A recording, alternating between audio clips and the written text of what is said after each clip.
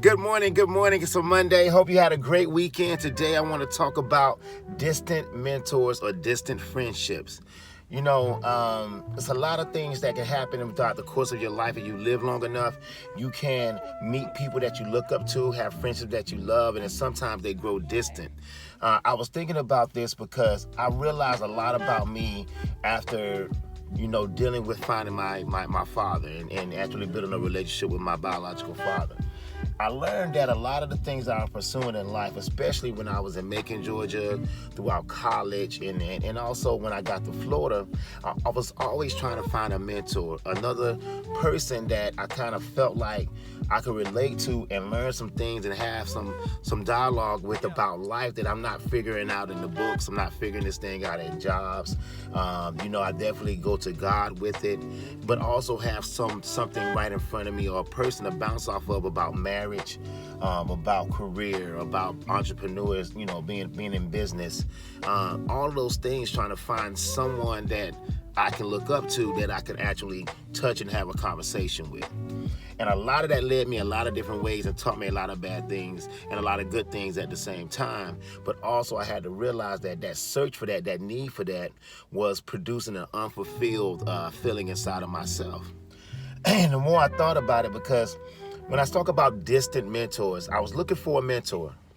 And when you look for a mentor and you find somebody that you're into, that you think is leading the life you're trying to live, you draw yourself closer to that person. And a lot of times, in a lot of different instances, that person does not draw back as close to you or whatever expectation you had. You're like, wow, they're not feeding into me like I thought they would feed into me. Did I do something wrong? I'm going to give you a couple of pointers out there for anybody that is in a relationship, that is into a mentorship or somebody that you're looking up to. And it might be growing distant, because it's different when somebody just leaves your life.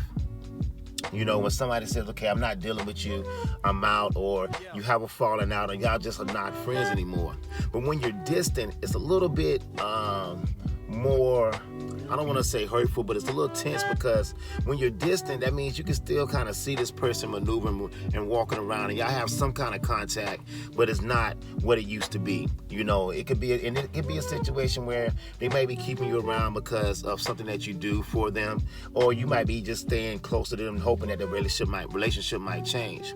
And that distant means I can see you, but I can't touch you. I can see you, but I can't contact you. I can see you, but we don't have the relationship I thought we would have. A couple of pointers I want to give you that helped me out a lot.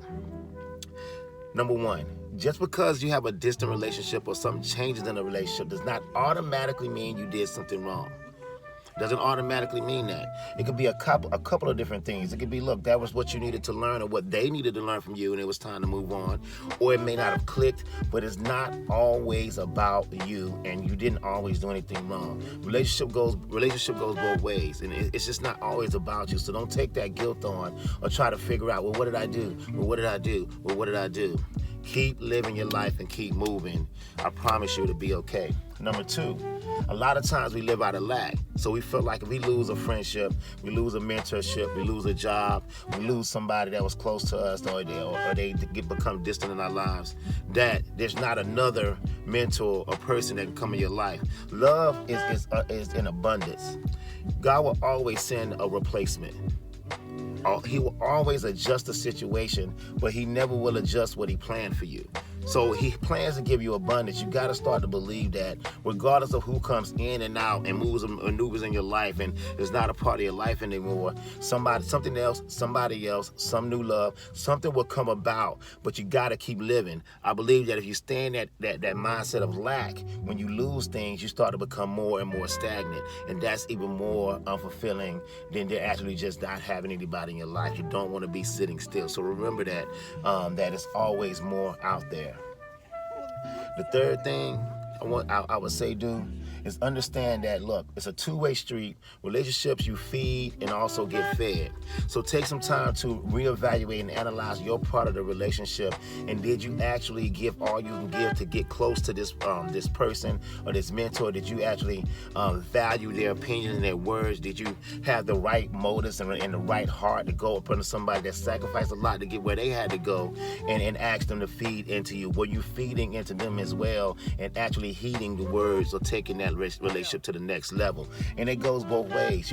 Look at the mentor that you were looking up to and ask yourself, and in an overall view, is that where you really want to be? And then also think about this: if they didn't communicate why they're not dealing with you, and you have not communicated that you want to know why or what's going on, then both of you have lost. A lot of that be a lack of communication. There's been plenty of times in my life where I've reconnected with people and we started having a conversation. It was like, well, I wanted to talk to you and I didn't think you would talk. You weren't talking to me, I wasn't talking to you. So in some instances, be the bigger person and go ask, and you may not get the answer you want. So don't have the expectation that they're just going to tell you what they want to tell you, apologize to you.